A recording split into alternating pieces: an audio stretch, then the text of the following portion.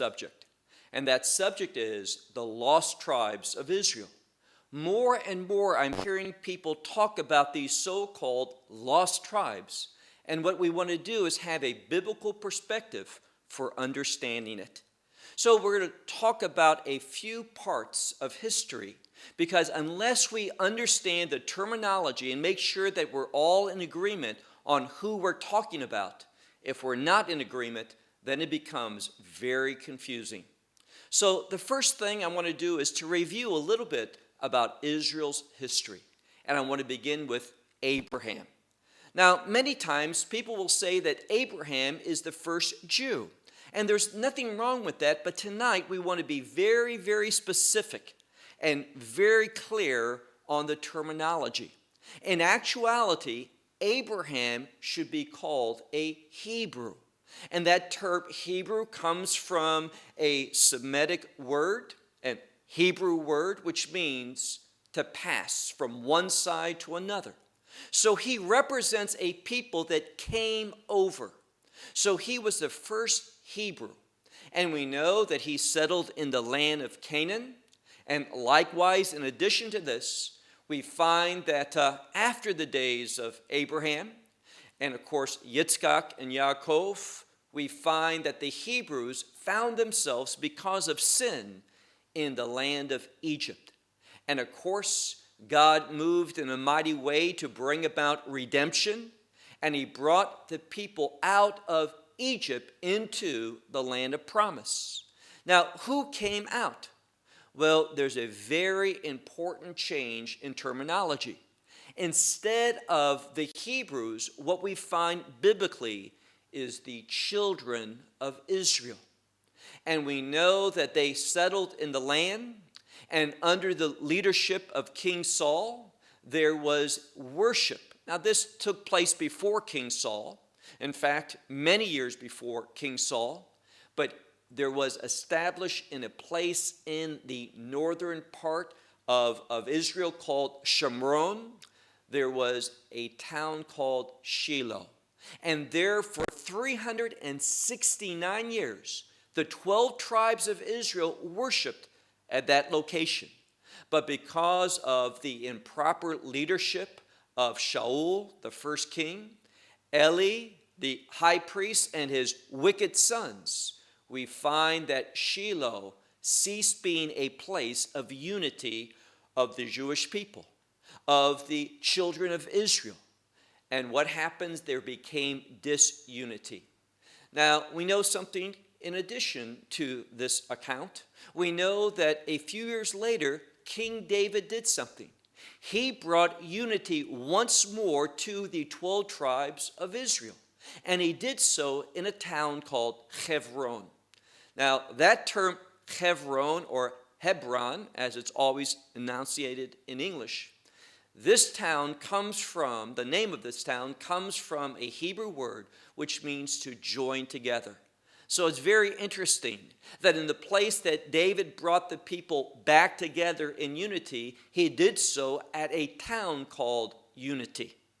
Well, David led the people there in Hebron for 7 years and 6 months. And then there was a movement to the holy city of Jerusalem. David purchased a threshing floor for the altar of the Lord. And it eventually became, under the leadership of his son, King Shlomo or Solomon, the temple was established. And once again, the children of Israel had a place to worship. But this time, it wasn't a tabernacle, but it was the Bet HaMikdash, the temple, a permanent structure. But we know what happened. Idolatry came into the people of God. And after the death of King Shlomo, that is Solomon, we find that there was once more disunity. Now, after Solomon, his son ruled, and that son's name was Rehoboam. And Rehoboam did not take good advice from the elders of Israel. And because of that, we find that the kingdom was divided. And a man by the name of Jeroboam, he took control of 10 tribes. Now, we have to be careful here. We always talk about in the north there were 10 tribes, and in the south there were 2. But in actuality, there were 9 in the north and 2 in the south, and the last tribe, the tribe of Levi, was scattered throughout. They had no inheritance of land, but there were various Levitical cities. So the tribe of Levi was in both kingdoms. The northern kingdom, it was called Israel. The southern kingdom was called Judah. Now, here's where it gets very significant. Idolatry plagued the northern kingdom to a greater degree than the southern kingdom. And approximately 722 before the birth of Messiah, we learn something. The Assyrian Empire actually came a few years before that, but they came finally and they destroyed the northern kingdom. And those 9 tribes plus a good portion of the tribe of Levi were sent into exile. Now, some went to Assyria, but others were scattered abroad. Now, here's the question we have to ask ourselves. Does that mean that all 10 tribes, and we'll use the traditional 10 tribes, does that mean they all lost their identity and they also were lost by other Jewish people? Simply, this is not what Judaism teaches. This is not what the Jewish historians speak of. Now, what we do know is a portion of them fled into the southern kingdom, and they did not lose their identity, that is, from what tribe they were from, but many were scattered in other places, and they did not ever have a regathering. Now, that's going to be an important statement in a moment. There's another important part of the history. We find that in 587 BC, Nebuchadnezzar came and he took captive the southern kingdom. Now, here again, we know from the book of Jeremiah, some went to Egypt. Others went to other places. Some went to Babylon, of course, and others remained in Judah, and their life there was very hard.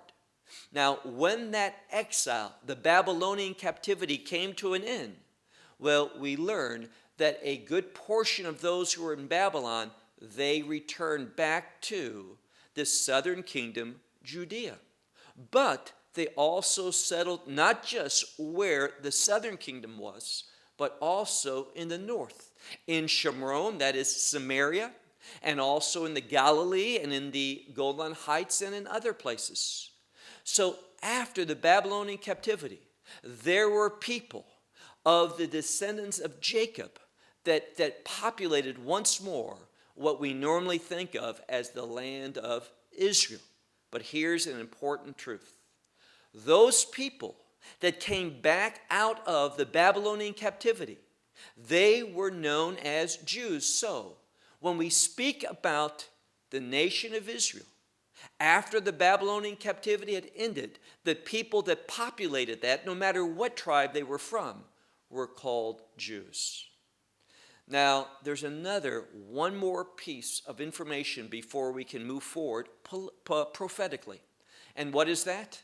Well, we all know that the Roman Empire came and dominated and oppressed the Jewish people. And eventually, after the death, burial, and resurrection of Messiah, in fact, 40 years after, we see that the temple was destroyed and there was the Roman captivity. But people began to come back to the land.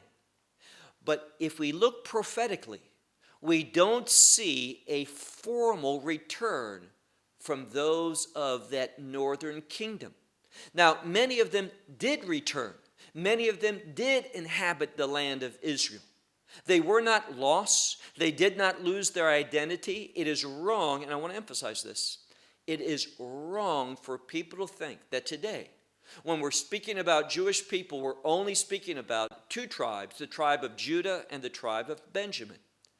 Well, we know for a fact, and if you look at the New Covenant, we find that there are writers of epistles, and they spoke about the Jewish people in exiles, the tribes, not referring to just one or two, but all the tribes of Israel. So I want to ask a question, and that is this. Are there so-called lost tribes, meaning that no one knows where those 10 tribes are? They have disappeared. Well, let me share with you that Jewish historians, also leaders of Judaism, they do not accept such a concept.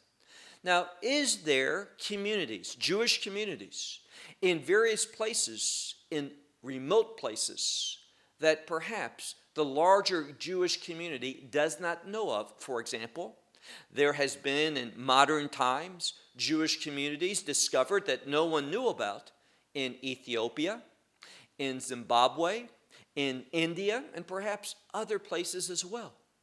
So there are people, Jewish individuals, that is, descendants of Jacob, whether they're from the northern kingdom or from the southern kingdom, they have been located in places where, for the most part, those who are in leadership today of Israel did not know that these communities existed. But they're not lost in the sense that they do not know that they're of that lineage from the tribes of Israel. Now I want to move into the final part of this little teaching this evening, and that is what's going to happen in the future.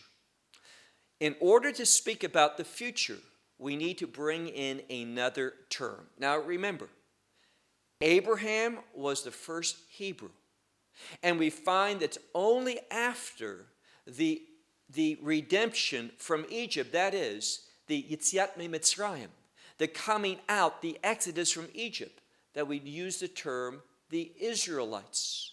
And then those of the southern kingdom who went into exile and came back, they were called Jews, whether they were just from the tribe of Judah or Benjamin or from whatever tribe. But now we need to speak about the last days and what's going to happen.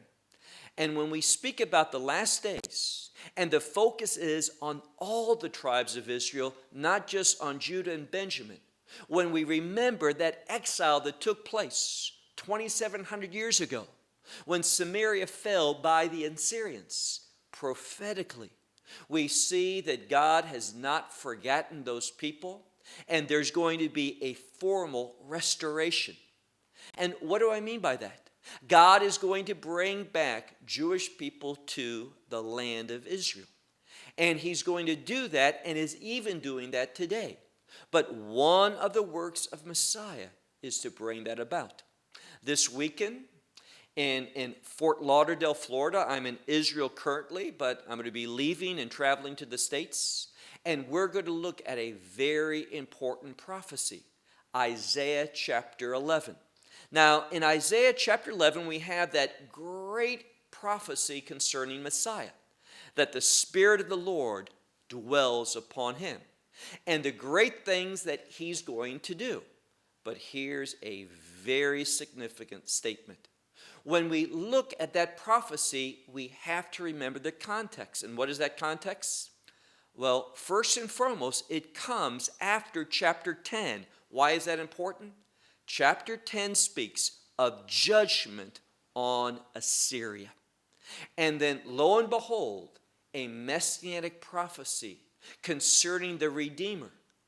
And at the end of chapter 11, there is a statement concerning those who have not returned to the land, and Messiah himself is going to gather them up from whatever that they might be. And he mentions communities where historically there was larger Jewish communities. So God is faithful, and in fact he says, even to those who are in the islands of the earth, meaning far away, remote places, alone, God has not forgotten them. And there's going to be a great return of the Jewish people in the last days. Now, I want to go to that word that I said not too long ago. When we speak about the northern kingdom, a very important prophetic term is Ephraim. So we have Judah referring to the southern kingdom, and Ephraim oftentimes prophetically referring to the northern kingdom. And why is that important? Well, these, Ephraim and Manasseh, were the two primary sons of Joseph. And Ephraim was the one who received that blessing from his father, from his grandfather, shortly before he died, from Yaakov, from Jacob. So Ephraim has prophetic significance. And when we look, and this is the last place we're going to turn to, at least mentally, we're going to talk about the prophecy of Yechezkel, Ezekiel. And Ezekiel chapter 37 has a prophecy where God tells the prophet that he is to take two sticks and write upon one Judah and write upon the other Ephraim. And he is going to bring unity among all 12 tribes. And Ephraim, historically, is synonymous with those who are in exile. Judah is not. So prophetically, he speaks about Ephraim bringing them back and unifying all the 12 tribes together under the leadership of Yeshua, the Messiah, and in the land of Israel. And there's going to be once again worship reestablished from that holy city of Jerusalem. Now, here's a problem that I want to address before we wrap up. There are many people who like to be sensational. They like to say shocking things. They like to use that to gather a following and sell books and do whatever. And the problem is they're more concerned about being sensational than they are biblically sound. There are theologies, false theologies, that will say that Ephraim are believers. And therefore, believers are going to be reunited with their fellow Jews. So Ephraim may be used as a colloquium for the church today. I strongly reject that. And others have a very poor theology. They will say that all the believers today, they are literally, physically descendants of those 9 tribes that made up the northern kingdom with, of course, the other tribe, Levi. So they will say that salvation is not necessarily by the blood of Messiah, but by the blood of Jewish heritage. And all the believers today are really physical descendants of Ephraim that are throughout the world. That is a false teaching. Because salvation wouldn't be by grace. Salvation would be extended to us through the blood of Messiah, but by the blood that you were born with. That is your own DNA, and that's a very dangerous thing. Faith is the foundation of a salvation experience. So I reject very strongly this term Ephraim as referring to the church, referring to believers, referring only to those of faith that are going to return back to the land. God's faithful. He is indeed going to have a formal bringing back of all those in the diaspora, all those in exile. And in a certain way, there is a majority of the northern kingdom, that is Ephraim, that are still in exile. But also those of the southern kingdom that were in exile because of the Roman exile. So God is faithful. He is going to fulfill his word. He's going to bring a reuniting of all the 12 tribes. He's going to do it in Yemot HaMashiach, the days of Messiah. And he's going to reassemble them back in the land. Now, let me close with this. When we look at Isaiah chapter 11, people will use that chapter to speak about Messiah prophetically, and that's wonderful. I agree with all of that. But here's the problem. There's many within Christianity that they take the first half and say how wonderful it is, and it is. But they ignore the second half. They have a replacement theology, or they simply say, well, God is no longer about some chosen people. That old covenant has been done away with. The descendants of Jacob have rebelled against it. and therefore there's no more claim to the land. All that's been done away with. Well, here's the problem. If you, and this is right, believe that Isaiah chapter 11 is a messianic prophecy about the last days, about what God's going to bring about, all those good promises, isn't it significant that the second half of that chapter speaks about Messiah bringing back, searching, and bringing those who are left in exile, no matter where they may be? So God is faithful. Ephraim is going to return. There is going to be a coming together of all the 12 tribes. And when is that going to happen? In the last days. And Messiah bringing this about just emphasizes how faithful God is to his word. Well, I'm done for this session. And the purpose was to see if we're really able to live stream. We've had some problems, but our hope is that after our conference in Orlando in just a few weeks from now, 2.5 weeks, we're going to begin a weekly live stream. It's going to take place in Israel at midnight every Saturday night. And we hope that you will participate in that. And we want to provide additional teaching and also a virtual worship experience. So until our conference, may God bless you.